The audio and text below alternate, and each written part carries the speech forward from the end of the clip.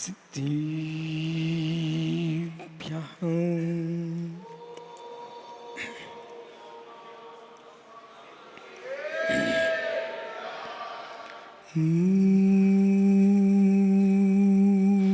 नमः सिद्धिभ्यः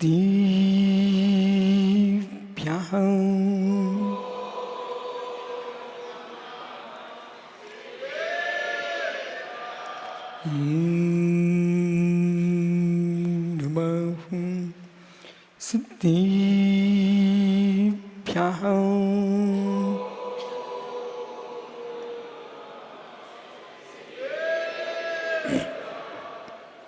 शुद्धांतुत्वं जगदीकसारं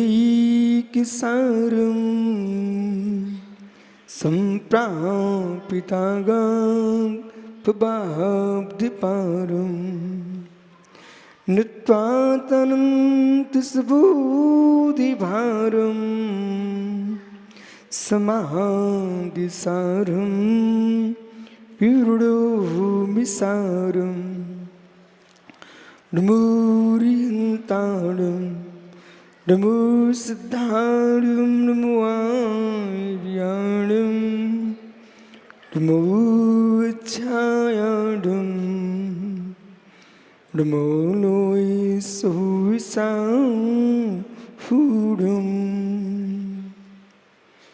अनंत अनंत परम सिद्ध गवाणी की एक जगवान शांतिनाथ स्वामी की एक जाटवान महावीर स्वामी की परम पूज्य आचार्य भगवान कुंद कुंद स्वामी की परम पूज्य आचार्य रविराग सागर यमुन महाराज की समय विश्व धर्म की जय बोलिए चर्या शिरोमणि आचार्य गुरुवर विशुद्ध सागर जी महाराज की। जय बोलिए समस्त आचार्य संघ की। नमोस्तु शासन।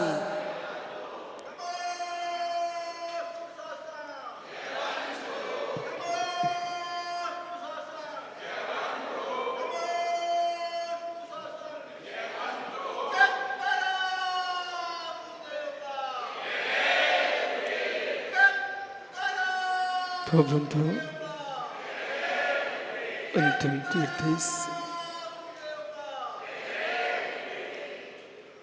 उर्दवायु स्वामी के शासन में हम सही बरसते हैं। तीर्थंकर जनेन्द्र की पीयूष देशना जनेन्द्रवाड़ी मनुष्यों जगत कल्याणी ये सर्वज्ञ शासन नमोस्तु शासन जय बंतो मित्रा श्रवण संस्कृति।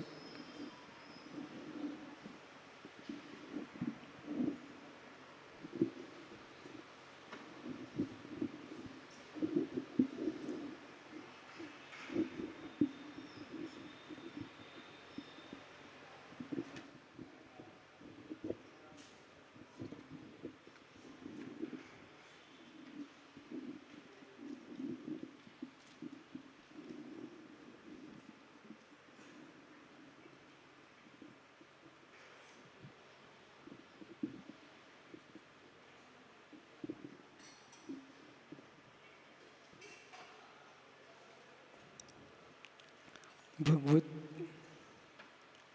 अरहत परमेश्वर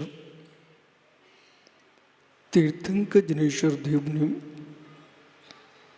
विश्व वसुंधरा को वस्तु के वस्तु का सत्यानुभूत प्रदान किया है। लोक में सोचने वालों की संख्या बहुत है, पर सम्यक सोचने वालों की संख्या बहुत न्यून है। विचार करने वालों की संख्या बहुत है, पर सत्यार्थ विचार की संख्या बहुत कम है। सोच में शुचिता की उत्पत्ति का होना अत्यंत दुर्लभ है। संपत्ति का पुण्य भिन्न है, भूमि का पुण्य भिन्न है, कुटुंब का पुण्य भिन्न है और पवित्र विचार का पुण्य भिन्न है।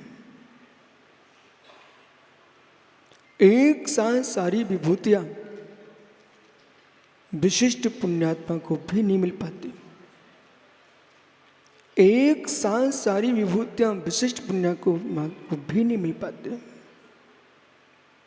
अधीर जनों को चाहिए है पुराण पुरुषों को देखना चाहिए। अधीर पुरुषों को चाहिए है पुराण पुरुषों को देखना चाहिए। वो पुराण पुरुषों को देख करके अपने धैर्य को संभालना चाहिए। स्वयं की प्रज्ञा से, स्वयं के जीवन से धैर्य सुरक्षित नहीं होता है तो पुराण पुरुषों के धैर्य से अपने धैर्य को संभालना चाहिए। हर व्यक्ति को एक दृष्टि चाहिए है। स्वकीय जीवन अंधकार में दिखता है, दूसरे के जीवन को देखकर वो प्रकाशित होना चाहता है। यही कारण है कि भारत की भूमि पर जितने सिद्धांतों का प्रूपण हुआ, आध्यात्मिक व्याख्या हुई है, दार्शनिक व्याख्यान हुआ है, वहाँ पौराणिक व्याख्या भी बहुत ज़्यादा हुई है। वो पौराणिक व्याख्या का उद्देश्य जीवों की प्रज्ञा के ऊपर आलंबित है। किसकी दृष्टि आचरांक को अध्ययन करके सम्यक को प्राप्त कर लेते हैं। जीव, कोई जीव पौराणिक सूत्रों को पढ़ करके सम्यक को प्राप्त करते हैं, कोई जीव दार्शनिक दृष्टि से सम्यक को प्राप्त करते हैं और कोई जीव द्रव्य दृष्टि को समझ करके सम्यक को प्राप्त करते हैं। ऐसा लगता है कि सभी सम्यक दृष्टि जीव समान हैं, परंतु सभी सम्यक दृष्टि जीवों के सम्यक उत्पत्ति का साधन समान नहीं था। पंडित, अंतरंग कारण सम्यक उत्पत्ति के सभी जीवों के सदृश होते हैं, लेकिन बहिरंग कारण सम्यक उत्पत्ति के सभी जीवों के भिन्न भिन्न होते हैं। कोई सूत्र को सुनकर सम्यक प्राप्त कर लेता है, बीज सम्यक्त, बीज सम्यक्त, एक सूत्र सुना उसने सम्यक को प्राप्त कर लिया। संक्षेप, ओहो, लेकिन कोई जीव गणितीय पद्धति को समझ करके सम्यक को प्राप्त करता है। अब आप कभी ये मत कहना इतने कठिन कठिन ग्रंथ क्यों लिखे, इतने कठिन कठिन शास्त्र क्यों लिखे गए। अपने सोच से जगत के सोच को मत देखिए। अपने सोच को जगत के सोच में मिला करके अखंडता की ओर बढ़िए। धर्म एक है, सोच अनेक है। व्यक्ति अनेक है, सोच अनेक है। व्यक्ति एक है, सोच अनेक है। बौद्धिक दृष्टि से व्याख्यान सुनेंगे आप तो आपको बोध हो जाएगा कि एक को त्रिलोक प्रणति तो दूसरे को त्रिलोक सार। कहीं लोक विभाग, भूगोल खगोल की व्याख्या तो कहीं श्री धवल जय धवल महाबंध छठखंडागम आगम परंपरा तो कहीं पद्म पुराण, हरिवंश पुराण, उत्तर पुराण, पांडव पुराण। हे ज्ञानियों, मल्ल पुराण, महावीर पुराण, पारस पुराण, ये पुराण परंपरा है हमारे पास।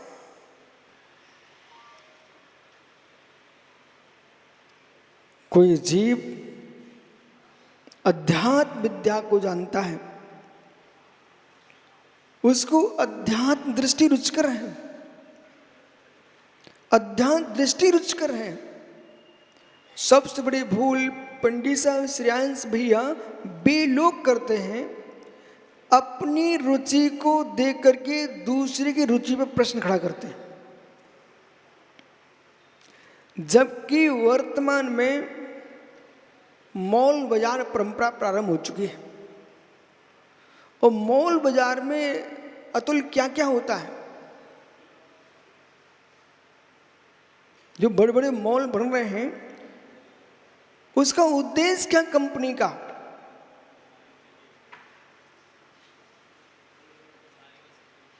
विदिशा में श्रीमन सेठ साहब जी के बेटे राजेंद्र प्रसाद जी ने एक कॉलेज खोला। आपके बड़ौद के कॉलेज में प्राइमरी से पढ़ाई होती कि नहीं? और प्राइमरी से कहाँ तक है?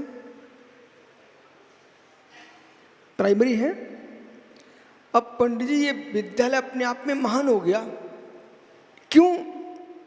यदि प्राइमरी से लेकर के पूरे कॉलेज तक की पढ़ाई यहाँ पर यदि है इस विद्यालय में, तो मतलब वो बालक जो यदि 6 वर्ष से 5 वर्ष से 3 वर्ष से 4 वर्ष से प्रवेश लिया, वो 25 साल तक उसी कॉलेज में अध्ययन करता है, उसके संस्कार एकत्वभूत होंगे।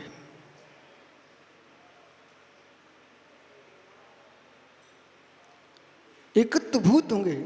एक बार प्रवेश कर गया, पूरी डिग्री लेके बाहर निकले, और उसको बार बार विद्यालय बदलने की आवश्यकता नहीं है।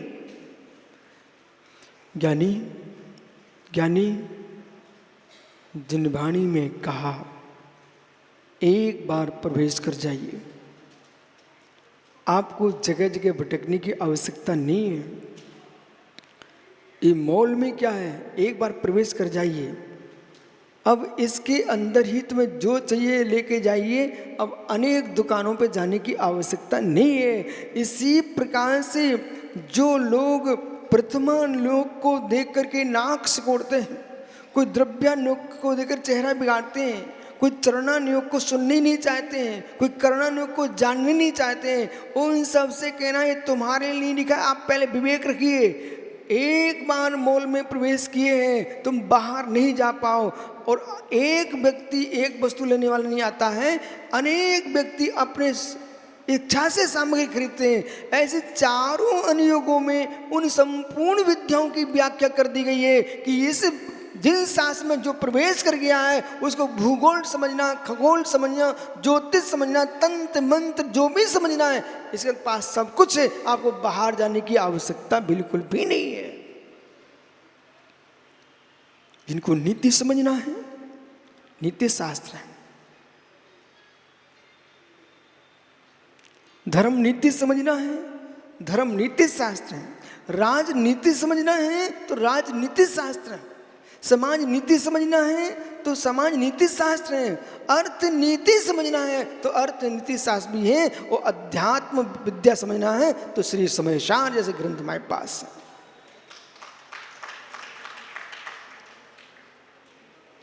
ये ग्रंथों की बात है, ये ग्रंथों की बात है। ऐसे महापुरुष हुए हैं जिनका जीवन एक मॉल का जीवन। अब समझिए, यदि अतुल अपनी मां को तुम खुश करके रखे तो तुमने कौन सा बड़ा काम किया। अपनी मां को खुश करके रखते हो, तुमने कौन सा बड़ा काम कर लिया। अपनी मां को तो दुनिया खुश करके रखती है। पिल्ला भी अपनी मां खुश करके रखता है, बंदरिया का बच्चा भी अपनी मां खुश करके रखता है, वो भी मुस्कुराती है। अपनी मां को खुश के रखना बहुत बड़ी बात नहीं है, तो पत्नी को खुश करके रखो, ये भी बहुत बड़ी बात नहीं। पशु पक्षी सब अपनी पत्नियों लिए घूमते रहते हैं,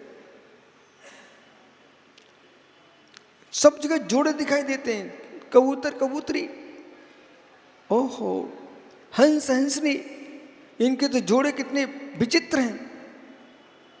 इसलिए अपने जोड़ों के साथ जुड़ के रहना एक बहुत बड़ी बात नहीं है।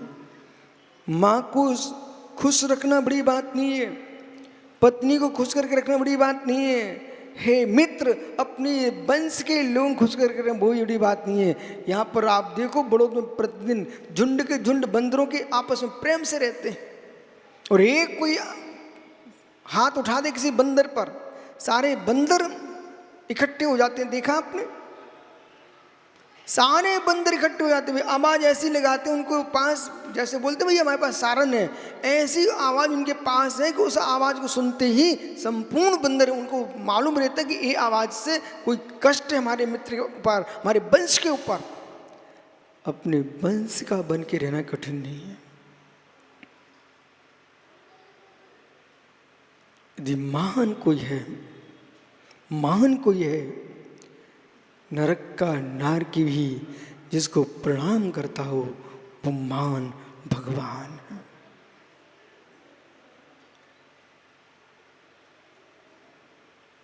नरक का नारकी भी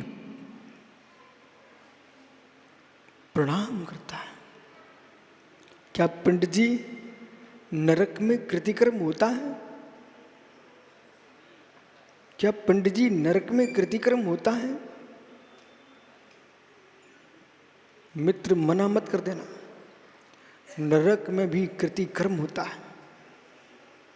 ओहो, श्री धवला जी में लिखा नरक में भी कृतिकर्म होता है।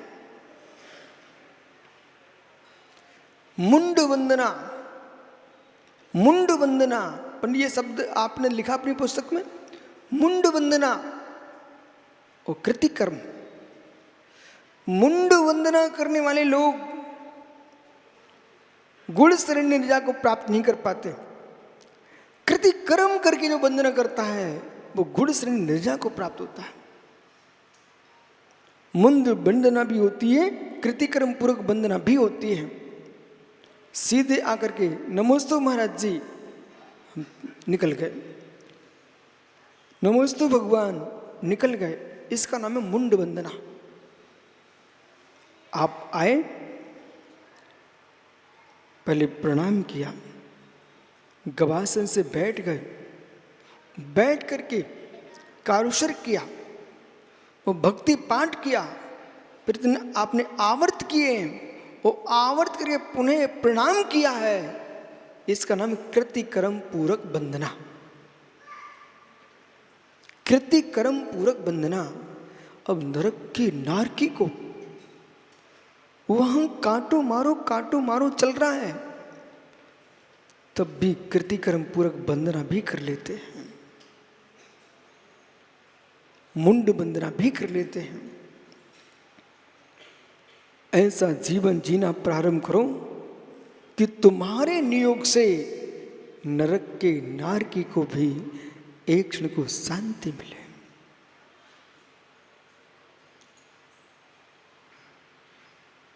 क्या हो गया? ऐसा जीवन जियो, मैं पुनः कह रहा हूं, ऐसा जीवन जियो कि भूमंडल पर तो जगत को शांति मिले ही, नरक का नारकी भी एक क्षण को आनंद की लहर में डूब जाए। छोटे छोटे बच्चे घर में मेहमान को आने की इंतजारी करते हैं। बोले क्यों? यदि मामा आएंगे तो माँ अच्छा खाना बनाएगी। आप कल्पना कीजिए, ये बच्चे घर में चौके की इच्छा रखते। बोले क्यों? महाराज जी आएंगे तो घर में फल आएंगे, बहुत सारी सामग्री आएगी, कुछ तो बचेगा, हम बच्चों को मिलेगा। मामा के आने की इंतजारी करते हैं, घर में महात्मा के आने की इंतजारी करते हैं। ओहो, ये बात आपको समझ में आ रही कि नहीं आ रही? मैं क्या बोल रहा हूं? घर में मामा आ जाए तो बच्चे इंतजारी करते, कुछ नहीं होगा तो कुछ तो थैले में केले लेके आ जाएगा, मामा के केले खाएंगे। मतलब मामा के आने की इंतजारी बच्चे कर रहे हैं। रहस्य को पढ़िए आप, गूढ़ रहस्य है। मामा के आने की बच्चे इंतजारी करेंगे, मामा घर में आए तो मुझे खाने को केला मिल जाएगा, पेड़ा मिल जाएगा। जब मामा के आने पर घर में बच्चे इंतजारी कर सकते हैं, हे मित्र तुम ऐसा जीवन जियो कि नरक का नारकी तुम्हारे आने की इंतजारी करे। नरक में आने के नहीं, नहीं तो तुम सोचोगे नरक के नार की सोचने की पंडित श्रीयान जी कब आ रहे हैं, ऐसा नहीं सोचना। नरक का नारकी का मतलब समझिए, जब तीर्थंकर भगवान का जन्म होता है तो नरक के नारकी को भी आनंद की लहर दौड़ जाती है, एक क्षण को उसको भी शांति मिलती है। ऐसा जीवन जियो जिसके घर तुम पहुंचो, नरक में ना सही घर में शांति हो जाए, समाज में शांति हो जाए, तुम्हारे आते नगर में वातावरण परिवर्तित हो जाए। ऐसा जीवन मत जियो कि रावण का जन्म हुआ, रावण गर्भ में आया, गर्भ में शत्रु घर में उत्पाद होने लग गया, उसके जन्म होते ही बिना चलाए अस्त्र शस्त्र चलने लग गए। रावण का जन्म हुआ तो उसके शत्रुओं के घर में बिना चलाए अस्त्र शस्त्र अपने आप चलने लग गए। ये रावण का प्रभाव था। और भगवान महावीर स्वामी का जन्म हुआ, ऋषभदेव का जन्म हुआ। हे मित्र, बिना बजाए बाजे बजने लग गए।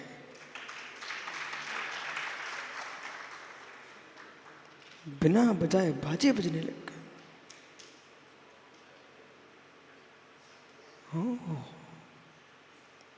पुराण में पढ़ लीजिए आप, आदि पुराण में पढ़ लो, वर्धमान चरित में पढ़ लो, महावीर पुराण में पढ़ लो, उत्तर पुराण में पढ़ लो, कोई भी पुराण ग्रंथ होगा, एक बौड़ी, बौड़ी समझते क्या? एक बौड़ी, बौड़ी समझते क्या? हे मित्र, पुष्प खिलने के पूर्व वृक्ष की डाली में बौड़ी आती है। ओ प्रवचनकार भिंड, सुन रहा क्या? पुष्प खिलने के पूर्व वृक्ष में डाली पर बौड़ी आती है। वो बौड़ी जो है वो संघात है। बौड़ी जो है संघात है। वकील साहब, इन शब्दों को भी सुनो। पुष्प खिलने के पूर्व, फूल खिलने के पूर्व वृक्ष की डाली पर एक बौड़ी आती है। अब तो समझ गए आप। अब बोर में और बौड़ी में अंतर है। आम में बोर आता है और सामान फूलों की बौड़ी आती है। आप जो कह रहे हो बराबर है, वो बोर है। बौड़ी सामान पुष्पों में आती है। कोई भी फूल होगा पहले बौड़ी आएगी। अब मित्र, मालती है, चंपा है, चमेली है, जूही है, ओहो श्रेष्ठ पुष्प, उनकी बौड़ी बंद है। अब बौड़ी बंद है मतलब फूल खिला नहीं, सुगंध का पता नहीं चलता। सभी जगह लगा लेना। आप तो आप मनुष्य हो, समझदार हो, मेरे विषय को समझिए। पुष्प की बौड़ी बंद है, सुगंध खिली नहीं है। सुगंध संघात में है, सुगंध भरी हुई है। ऐसे पुण्य संघात में होना चाहिए। और जब तक खिला नहीं है तब तक पुण्य संघात में है। ओहो, तीर्थंक प्रकृति का बंधक जीव संघात में है। ऐसे वे जीव में बनने वाले तीर्थंकर हैं, नरक में हैं। बौड़ी बंद है, बौड़ी बंद है। ऐसे जीव हैं जिनको नारायण बनना है, प्रतिनारायण बनना है, बलभद्र बनना है, रुद्र बनना है, नारद बनना है, महापुरुष, सलाका पुरुष। बौड़ी बंद है, खिलने पर बिखरता है, बनता नहीं। खिलने पर बिखरता है, बनता नहीं है। बनता तो बंद में ही है। सुगंध पुष्प खिलने पर बिखरती है, सुगंध पुष्प खिलने पर बिखरती है, संग्रह तो बोणी के अंदर ही है। ओहो,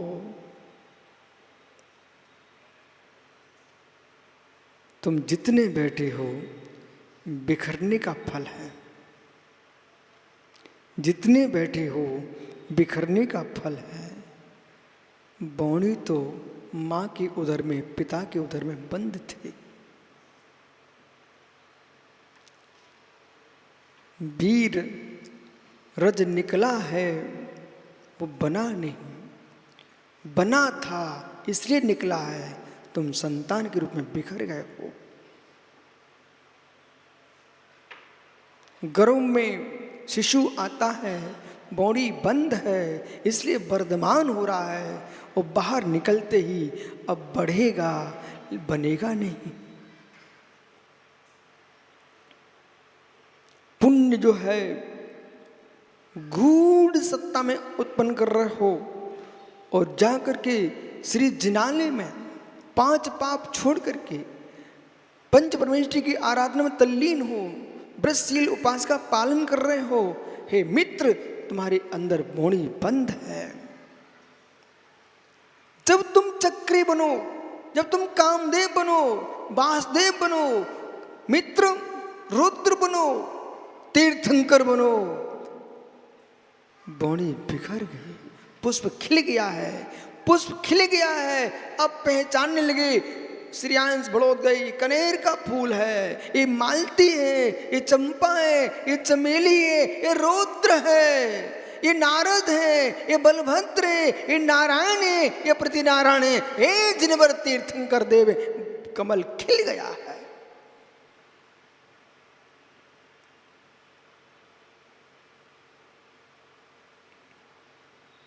डाली के अंदर बॉडी की महिमा अलग है। पंडित जी ये सब ये समझ रहे हैं कि विशुद्ध सागर बोल रहे हैं, नहीं। ये व्याख्या की है आचार्य प्रवर भट्ट कलंक स्वामी ने राजभारती ग्रंथ में।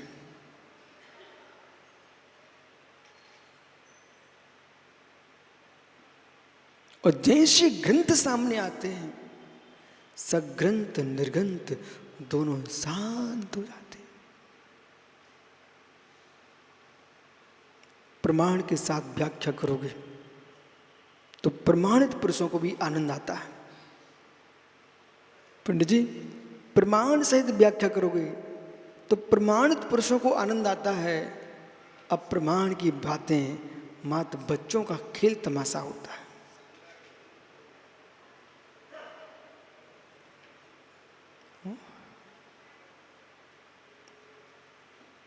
कितना पुण्य की विभिन्नता देखिए, पुण्य की विभिन्नता देखिए, और धीरज रखिए। पुण्य की विभिन्नता देखिए, अमित धीरज रखिए। धीरज नहीं खो देना चाहिए। एक जीव गरीब के घर में जन्मे तो मां थाली बजा देती, परिवार के लोग ताली बजा देते। पुण्य की विभिन्नता देखिए। नारायण श्री कृष्ण का जन्म हुआ, समय की बलिहारियां,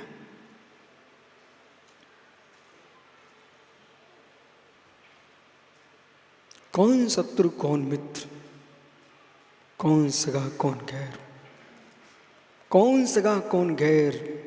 मां भाई ने बहन को जेल में रखा।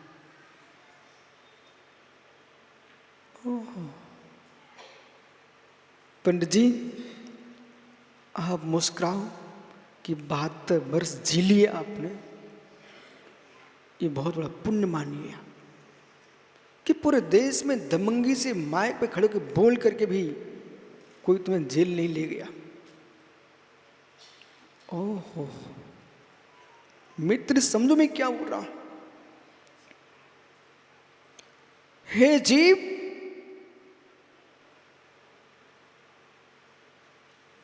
क्या संबंध होगा? देश में कितने ऐसे स्थान हैं जहां अपने पद की रक्षा के लिए दूसरे के प्राण भी नष्ट करने में लोग कमी नहीं छोड़ रहे। सुब्र साई लाखों की संख्या में सैनिकों की नाश हो चुके हैं। लाखों की संख्या में रूस के सैनिक समाप्त हो गए, यूक्रेन के सैनिक समाप्त हो गए। ये किसके पीछे? दो जीवों का मान गलित हो जाता तो निरीह प्राणियों के प्राण ना जाते।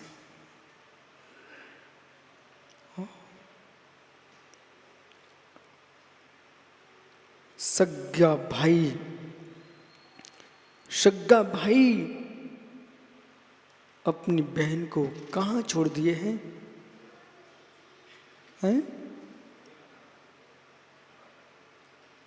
ज्योतिषियों से मेरा कहना, पंडित अपने देश के ज्योतिषियों से कह देना, निमित्त ज्ञान से कुछ जान भी लो, प्रत्येक बात खोल के बताना नहीं पड़ती। तुम्हारे निमित्त ज्ञान से दूसरा परेशान हो सकता है। रक्षा के लिए निमित्त ज्ञान का प्रयोग करें, हत्या के लिए ना करें। जैसे उत्तर पुराण के हिसाब से देखे ना, तो भादो पंडित पूछियो, पंडित करियो विचार, कन्या के कारण मरियो राजा, तुरंत दियो निकार। भादो पंडित पूछियो 12 मास से सीता के लिखे हुए ना, ये उत्तर पुराण की दृष्टि से लिखा गया 12 मास है। तो पंडित जी से पूछा रावण ने कि मेरी पत्नी मंदोरी गर्भ में कौन है? बोले कन्या है, और इस कन्या के कारण तुम्हारी मृत्यु होगी।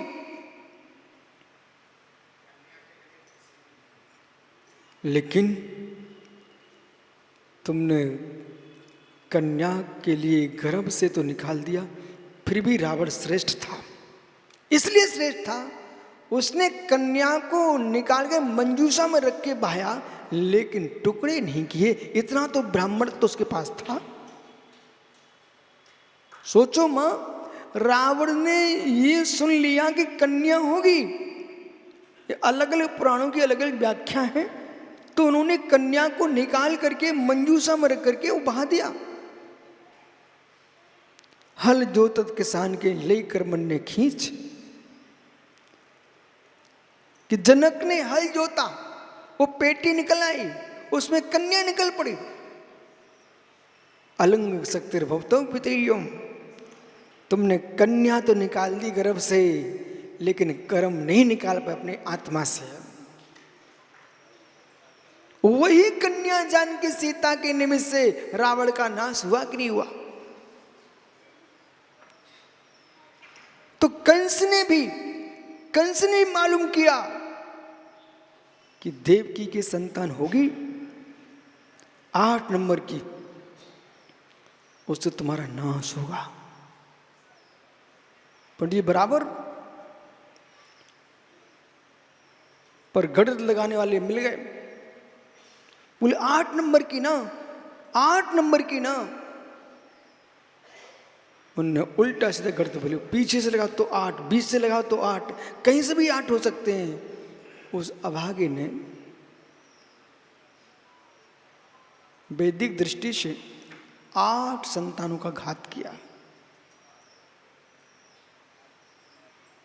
लेकिन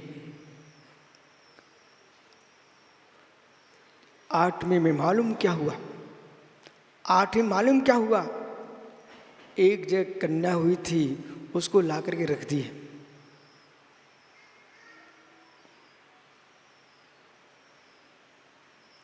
उसने क्या किया? और तो कुछ नहीं किया। अरे तो कन्या ऐसे क्या विनाश होगा? तब भी अभागे ने उसकी नाक दबा दी, नाक चपटी कर दी। अपनी रक्षा का भय। अभी आप सब अच्छे शांति सुन रहे हो, इसलिए मेरी बात को आज सुन लीजिए, लेकिन जीवन में उस दिन लगाइए जिस दिन कोई संकट आ जाए। पंडित जी श्रेयांश भैया, पंडित जी श्रेयांश भैया, ये आपको वकील साहब धर्मात्मा दिखते हैं? इनका भी धर्म तभी तक है जब तक स्वयं के सिर पर संकट नहीं है। कोई अज्ञानी पापी रोज पूजा करता हो, वो विचार करके आ गया है, वो किसी गर्भ ठहर गया, वो हत्यारा एक पाप करके उस गर्भ को पतन कराने का सोचता है। ये नहीं सोचता है कि एक पाप तो कर चुका हूं, अब पंचेंद्रिय हत्या क्यों करूं।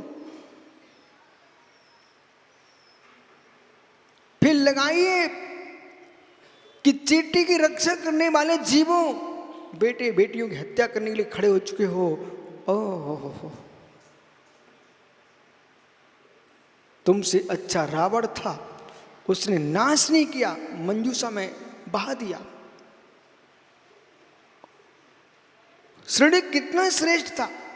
पंडित श्रृडिक को पहले से मालूम चल गया था कि मेरी पत्नी को दोहिला हुआ है कि बच्चे से लग करके रक्त पी लूं, तब भी उसने बच्चे कुड़िक को जन्म दिया। समझो रतुल, सब सगे तुमको दिखते हैं, भाई बंधु दिखते हैं, माता बहनें दिखती हैं, कब तक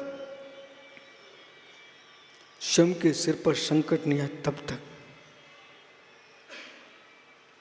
विपत्ति के काल में, विपत्ति के काल में अपनी बचाव के लिए व्यक्ति क्या नहीं कर देता है। अहो धर्मात्माओं, वकील साहब देश में कहीं भी जाओ, जितने विद्वान प्रवचनकार आपको मिले उनसे कहना भैया 7 तत्व 9 पदार्थ 85 का क्षेत्र की निरूपण जो आप कर रहे हो उनमें खुलासा करके कीजिए आप, और ऐसा स्पष्टीकरण कीजिए कि यदि कोई मेरा पड़ोसी है वो जीव द्रव्य है कि नहीं, जीव तत्व है कि नहीं, जीवास्तिका है कि नहीं, जीव पदार्थ है कि नहीं, और मैं स्वयं भी वही हूं। कोई संकट मेरे ऊपर खड़ा कोई कर दे, उसमें हम क्या सोचते हैं, हमारा काम ना बिगड़ पाए दूसरे के बिगाड़ने के लिए खड़े हो जाते हैं। उसमें सोचना तुम्हारा तत्व श्रद्धा कहाँ गया।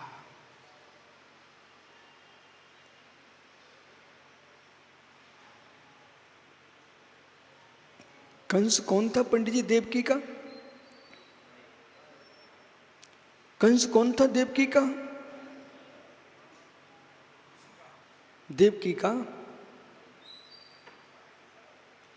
बहनों सुनो ध्यान से, देखो मैं बोलता हूं स्पष्ट, ये धोखे में जीना मत।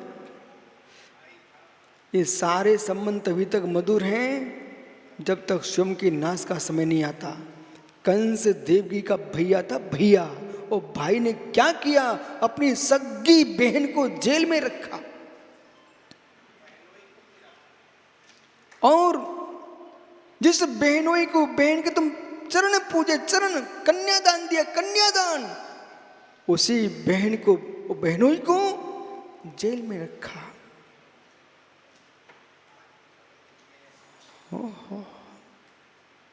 पंडित जी मुस्कुरा लो, भाग्य पुण्य लेके आए होंगे, नहीं तो माँ के लिए बेटी कटघरे में खड़े कर रही है, और बेटी माँ को कटघरे में खड़े कर रही है। वकील साहब से पूछो कैसे केस आते हैं, पिता पुत्र के झगड़े के केस आते कि नहीं आते हैं, माँ और बेटे के झगड़े के आते कि नहीं आते हैं। माँ केस लगा रही है कि बेटा मुझे घर में नहीं रख रहा है।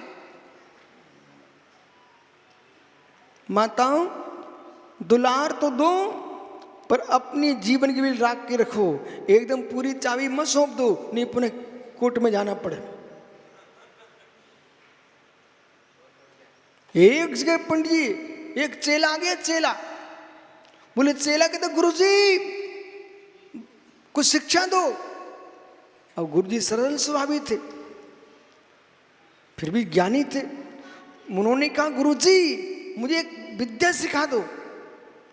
वो चेला कौन था? एक चूहा था, बिल्ली खाने दौड़ रही थी, तो गुरुजी को दया आ गई।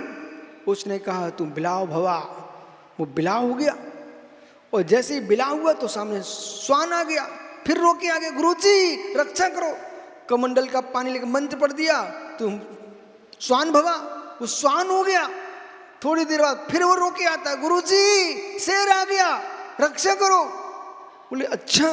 उन्होंने पुनः पानी लिया, बोले सिंह भवा, और जैसे सिंह भवा, भैया खा सामने आ गए गुरुजी के, अब तो आप ही मेरा ग्रास भवा। बोले आप ही खाता हूं मैं। बोले बेटा ठहर, लिया पानी चुल्लू में, मूसका का मूसका भव, तो चूहा का चूहा हो जाए, गुरुजी सब दे देंगे, फिर भी कुछ अपने पास रखेंगे कि नहीं रखेंगे, तो गुरु को ही खाने आ गया। ओहो, मूसका का मूसका भव।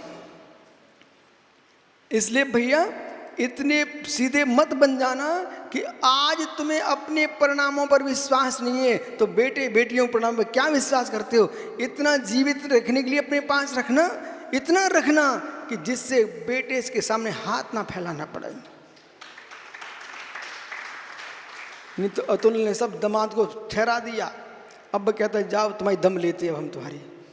ऐसा पागलपन कर मत देना, सब देते रहना पर घर में मत बसाना। सुख से रहना चाहते हो तो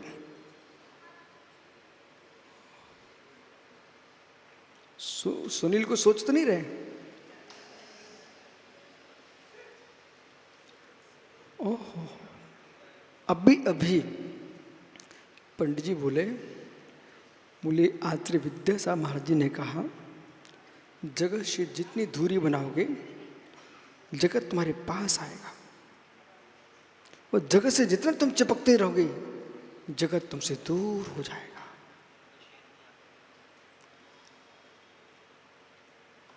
हे कमल, तू पानी में अवश्य उगता है पर पत्ते पानी से ऊपर रहते हैं, इसलिए तेरा जीवन है। ऐसे जगत के साथ जियो, लेकिन कमल पत्र की भांति जियो। जल से भिन्न कमल, कादे में हेम अमल है। दूरी बना के जियो, दूरी बना के जियो। बड़ोदरा भैया, बड़ोदरा बात मेरी ध्यान से सुनना। कोई भी घनिष्ठ मिल जाए फिर भी दूरी बना के रखो। कभी अपने जीवन में एल्बम देखा आपने? कभी जीवन में एल्बम देखा आपने? किसी ने नहीं देखा एल्बम। मुमुक्षु विश्व परिवार एल्बम देखा क्या भाई? तो एल्बम के अंदर इतना बड़ा एल्बम है, वो अलग अलग एक एक खांचे में, एक एक लिफाफे में एक एक फोटो क्यों रखते हो? इकट्ठा रख दो ना भैया। ज्ञानी गुजराती बोल हैं? अच्छा, इसलिए अलग अलग रखते हो भाई। इनने तो कहा सब दिखेंगे नहीं इसलिए अलग रखते हैं। आपकी क्या बुद्धि चलती है?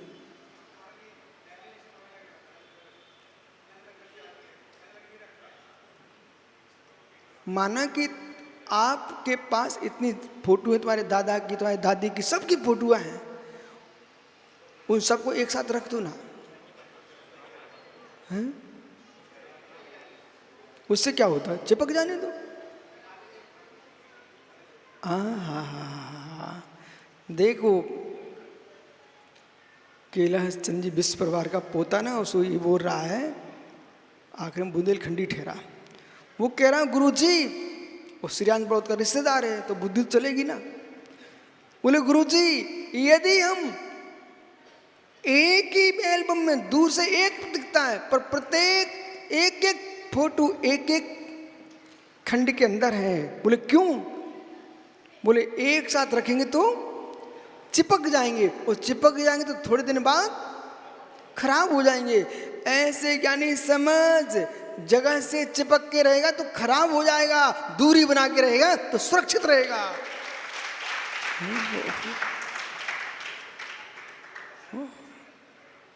चिपक के मत रहो। हमारे आगम ने तो ये लिख के रखा कि जैसे पंडित जी बैठे ना एक सोफे पर थोड़ी दूरी से बैठे हैं, यही ठीक है। बगल में चिपक के बैठना, कोरे ना बुलाना।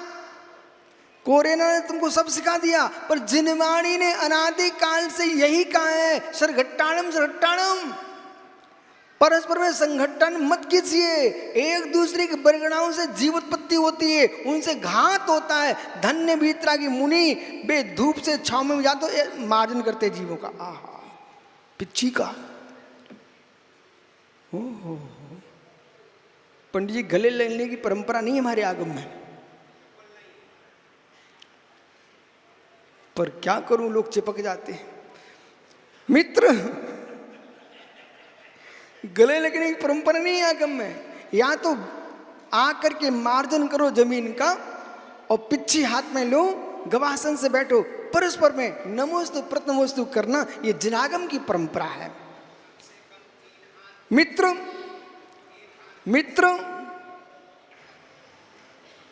मुनिराज से, वो स्त्रियों के लिए पंडित जी, मुनिराज से नारियां 7 हाथ दूर से नमस्कार करें।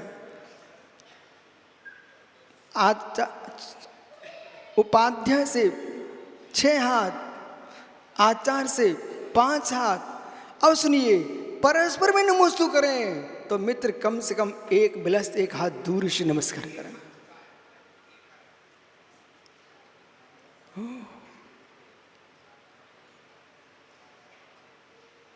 इसलिए व्याख्यान मूल का ही किया जाए।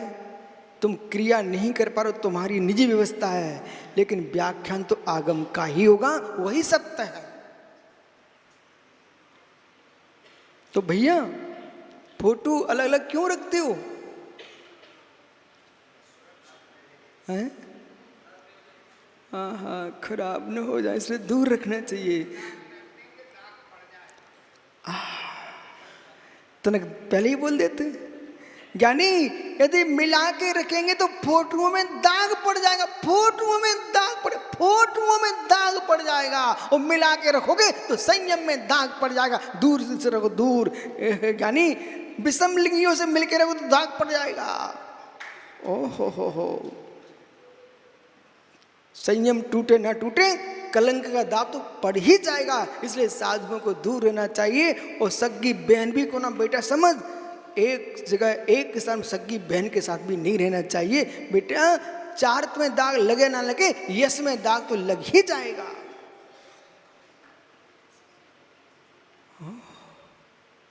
फोटुओं को दूर रखना चाहिए। ज्ञानी बड़ोदरा, मित्र समझ फोटुओं को। तो ऐसे जगत में जाके कहना, बोले स्वामी, जैसे हम फोटो दूर रखते हैं, फोटो में दाग आ जाएगा, ऐसे हम दूर रहे परस्पर एक दूसरे से, नहीं तो संयम में दाग आ जाएगा। विराजो। समय की बलिहारियां देखो,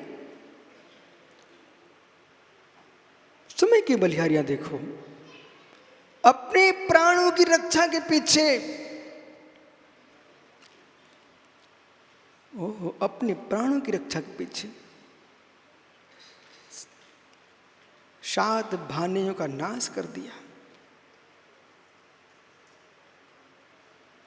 लेकिन जिस कन्या का को दबाया था, वो चीख के आवाज करती, मालूम, तू मुझे चपटी मत कर, तेरे मारने वाला सुरक्षित हो चुका है।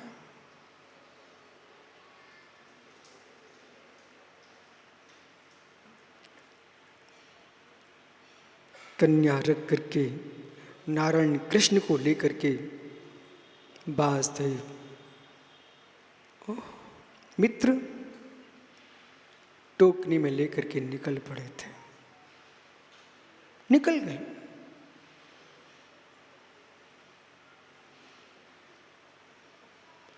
जाकर के नंद गोप के यहाँ, पंडित जी वैदिक दर्शन में आता है कि यमुना पार कर रहे थे, सो यमुना कालिंदी में पानी आ गया। पुण्य भुगता जीव तो था ही, इतना पानी चढ़ा और नारायण कृष्ण का पैर का अंगूठा स्पर्श होते ही पानी नीचे चला गया। एक बात समझना चाहिए, दिगंबर मुनि की चर्या का पुण्य कहीं विफल नहीं होता। ये सभी निगंत मुनि होते पूर्व में। छोटे मोटी तपस्या करने से कोई नारायण नहीं बन सकता, ध्यान रखना। इंडिकेटर को की लाइट दे करके अतुल तुम सोचो मशीनें चलाएं, वो नहीं चलती, वो तो मात्र बोध कराने के लिए है। उतना तेज शक्तिमान पावर चाहिए आपकी भाषा में, उतना शक्तिमान वोल्टेज चाहिए ना, उतना तेज पावर चाहिए मशीन चलाने के लिए। ऐसे ही नारायण, बलभद्र, यानी ये चक्रवर्ती, तीर्थंकर, इन महापदवियों के पाने के लिए दिगंबर मुनि की तपस्या ही चाहिए।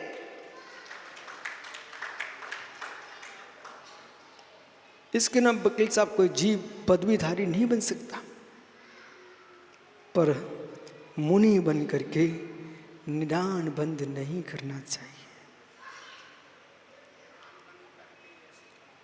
निदान बंद करने का परिणाम नारायण पद होता है।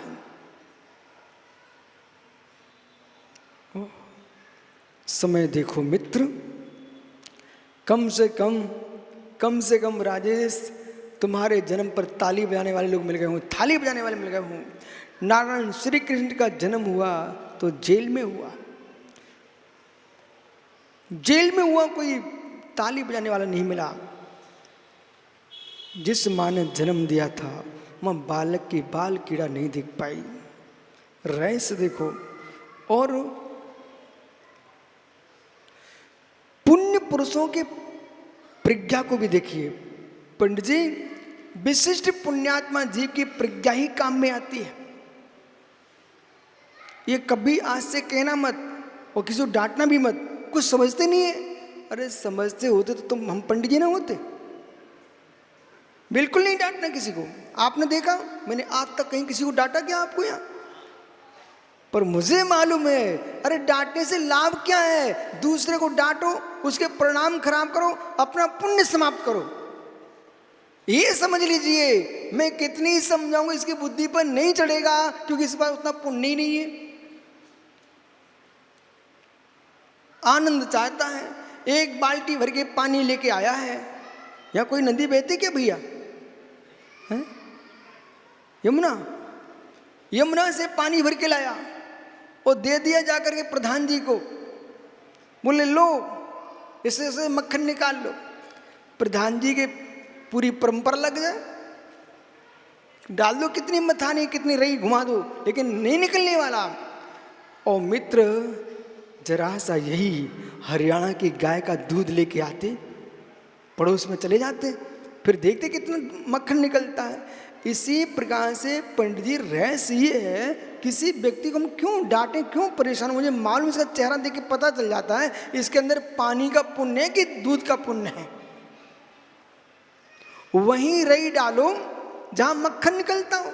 पंडित जी, वकील साहब, रई वहीं डालो, दही होना चाहिए, दही में रई डालोगे तो मक्खन निकलेगा। मित्र तुम पानी में रई डाल रहे हो, क्या मक्खन निकलेगा? ऐसी पुण्य आत्मा के साथ जाओगे तो विशेष मिलेगा। अब सुनील भाई पानी बाल्टी भरे घूम रहे हो, बोले महाराज जी, और या फिर मठा लेके घूम रहे हो, बोले गुरु जी मक्खन। अरे उसे तो निकल चुका मठा से, अब क्या मक्खन निकलेगा?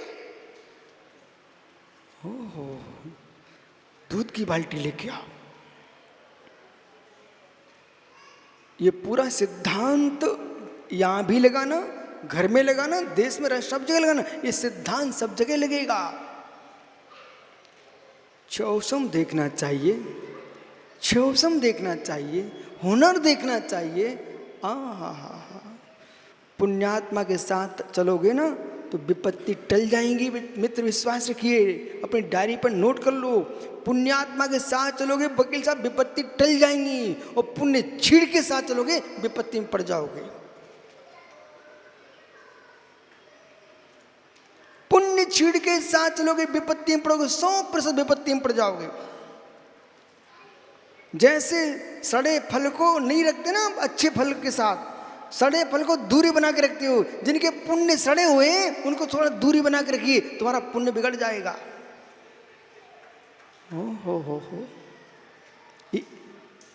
यश चाहिए, कीर्ति चाहिए, चारित्र चाहिए, विद्या चाहिए, विवेक चाहिए, भक्ति चाहिए, तो विशिष्ट लोगों के साथ रहिए तो मिलेगा। पुण्य छीणों के साथ रहोगे मयंक, तो बेटा सड़े फल के साथ बैठोगे तो फल सड़ेगा तुम्हारा। सही में विश्वास मानिए अंकुर। समय कैसा बदलता है। वही जीव नारायण पद को प्राप्त हुआ जो जेल में जन्मा हो। सबके दिन एक से नहीं होते। सूत्र ऐसा बना जो त्रिकालिक बने। सबके दिन एक से नहीं होते। आनंद अपनी बुद्धि ना चले तो विशिष्ट पुण्यात्म बात सलाह लेना चाहिए। ये वकील लोगों को पास पैसा किस बात का मिलता है? कुछ भी करते धरते तो नहीं, मात्र सलाह देने का पैसा मिलता है। बुद्धि का पैसा कमाते लोग, बराबर है कि नहीं? और श्रीराम पढ़ो तो क्या कमाते? कुछ नहीं करते। बस अभी जाएंगे, एक पेपर पढ़ा, घर चलेगा। अब पंडित जी सुनो ना, ये अतुल क्या बोलने वाला है? बोले हम तो दुकान चलाते हैं। कोई मित्र, अरे नहीं चलाते तो खेती बेच रहे होंगे, मकान खरीद के बेच रहे हैं, बना रहे होंगे, कुछ तो कर रहे होंगे ना, ठीक है, सोना चांदी बेच रहे होंगे। हे मित्र, लेकिन वो कुछ नहीं कर रहे तो पुण्य बेच रहे हो। ओहो, बोले पंडित जी क्या करते हैं? अब पंडित तुम्हें ऐसे दिखते हैं, तो तुम्हें पंडित जी क्या करते हैं? जब तुम लोग सब सोते हो ना, तब बेचारा लेख बनाता है। अब बोलो पंडित जी क्या करते हैं?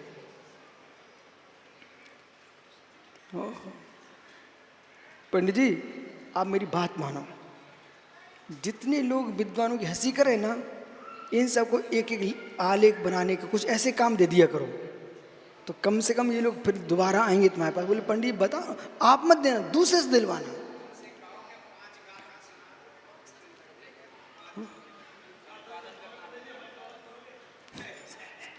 अब मालूम, यहां ध्यान रखना, पंडित जी का अपना पुण्य, अतुल का अपना पुण्य, सुनील का अपना पुण्य, मित्र वकील का अपना पुण्य, आनंद का अपना पुण्य, यहाँ खोज करो।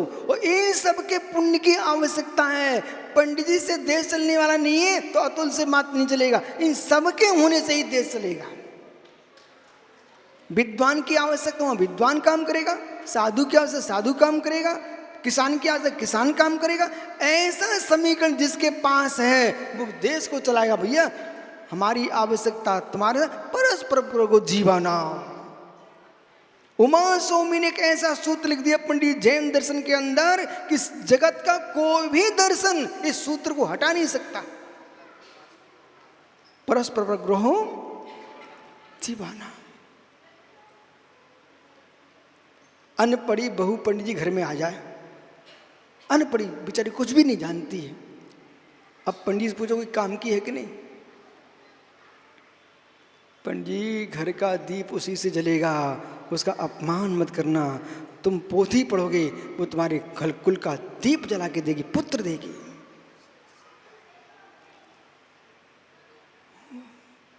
इतने मुनिराज बैठे ना, सबके छोसम समान नहीं है, पर मुनिराज है कि नहीं? सबके साथ मैं रह रहा हूं। पंडित जी स्वयं के बच्चों को लोग पाल नहीं पा रहे। देखो हमारे साथ कितनी अच्छे से रहते हैं लोग। तो विवेक किसका होना चाहिए? इनका जो छोसम है उसी में वो श्रेष्ठ है। कोई प्रथमान योग का ज्ञाता है वो भी आवश्यक है, करणान योग वो भी आवश्यक है, चरणांग वो भी आवश्यक है, चारों योग के आवश्यक है, द्रव्य वो भी आवश्यक है। लोक नीति जानते वो भी ज्ञानी है, और कुछ नहीं जानते हैं, माला फिरना जानते हैं वो भी ज्ञानी है। 5 पाप छोड़ के आए हैं परम ज्ञानी, और जीवन में मौन रखो खंड, ये महाज्ञानी। आइए मित्र, ओ समय देखो, जन्म का समय कैसा था और जीवन में फिर कैसे सुख हो गए, और अंतिम सांस का समय फिर क्या हुआ। ओहो 16,000 महारानियों का स्वामी, 16,000 महारानियों का स्वामी, अंतिम श्वास के समय कोई पानी पिलाने वाला नहीं मिला। जरद कुमार भाई के धनुष बाण से नारायण श्री कृष्ण पान पखेरु चले गए। एक दोहने में पानी लेके आए बलभद्र, लेकिन भाई को पानी नहीं पिला पाए। मित्र, जब पुण्य आत्मा जीव को कर्म ने नहीं छोड़ा, तुम कौन से खेत की मूली हो? धैर्य रखो, धैर्य रखो, धैर्य रखो, धैर्य रखो, बस धैर्य रखो, धैर्य रखो। कोई पानी नहीं पिला, टेंशन नहीं लेना। दूसरे का पानी पंडित दूसरे का हो सकता है। मनोज मित्र, मसाले की पुड़िया दूसरे की हो सकती है, पर समता की पुड़िया स्वयं की होती है। यदि कोई व्यक्ति, मालूम कोई, मैं बिहार कर रहा हूँ, पंडित जी कोथली जानते? कोथली देशभूषण महाराज जी का गांव, संसार की लीला है। वहाँ ऐसा कोई मुनिराज गए, माहौल गंदा करके आ गए, बोले कोई संग को चौका नहीं लगाना। तो वहाँ मैं पहुँचा, शाम को तो बड़ा सम्मान किया। सुबह से बोले महाराज जी शांतगिरी में व्यवस्था है, हम लोग दर्शन करने चले गए। वहाँ से वापस मंदिर आए, बोले महाराज कुपवाड़ में व्यवस्था है। मैंने अपने साधुओं से पूछा उपास कर लोगे? साधु इतने महान, बोले हाँ। मैंने कहा नहीं, अभी नहीं करना, अभी सामायिक करो। वो पंडित भेज दिया, मंदिर का पंडित। बोले महाराज जी कुपवाड़ में जाओ, वहाँ पर आहारचर्या होगी। मैं घड़ी में देखा, पंडित जेठ का महीना था और 10 बज गए। मंदिर में दीवार पर घड़ी लगी थी। मैंने कहा आप विकल्प मत करो, आप जाओ, सभी साधु यही सामायिक करेंगे। और हम लोग सब सामायिक को बैठ गए। हमने महाराज को उपास नहीं दिया, पूछ लिया था कर लोगे ना, बस सामायिक हो गई। 2 बजे वही पंडित जी फिर से आ गए, बोले महाराज जी शुद्धि करो। हमने महाराज कहा हाँ भैया शुद्धि करो। आहार हो गए। अब एक श्रावक है, महाराज जी प्रवचन करोगे? हमने कहा सुनोगे तो कर देंगे। जैसे ही प्रवचन हुए, वे एक बोरी श्रीफल लेके आ गए सब। बोले महाराज जी यहाँ रुको। हमने क्यों? एक माँ बोली महाराज जी हमको एक महाराज नियम दिला गए थे कि कोई साधु को चौका नहीं लगाना, तुमने तोड़ दिया। हमने कहा तुमने तोड़ दिया नियम? बोले महाराज जी नियम चूल्हे में जाए, मुझे थोड़ी मालूम था कि ऐसे ऐसे झूठे नियम दिला करके आप ये साधुओं को बिना हार के चले जाते। वो आपका धैर्य देखो। मैंने कहा माँ मैं जैन समाज का साधु हूँ, गैरों का नहीं हूँ। मुझे अपने अपमान की टेंशन नहीं है। मैं चला जाता तो समाज की हंसी होती, इसलिए समाज की रक्षा करना हमारा धर्म है। दिन के 2 बजे पंडित जी उन्होंने आहार कराए और हम लोग ने मुस्कुरा के आहार करके आ गए। बोले महाराज जी हम ये समझ रहे थे आप ऐसे घूम रहे हो। मैंने कि ऐसे ही घूमते वही तो महाराज होते हैं। तो संसार में जीवन में ध्यान रखना, अपनी संकट सहन कर लेना, पर जैन धर्म जैन समाज पर आंच नहीं आना चाहिए। तो मित्र मसाले उनका भोजन उनका था, उनका पानी उनका था। अरे हमारा समता तो हमारी थी ना, उसका पानी कौन छुड़ा लेगा हमसे? जाओ, कल फिर आओगे मित्र। परेर तो पुनः चर्चा करूंगा। आत्मा स्वभावम परिभाव भिन्नम, आत्मा स्वभावम परिभाव भिन्नम। आत्मा का स्वभाव प्रभाव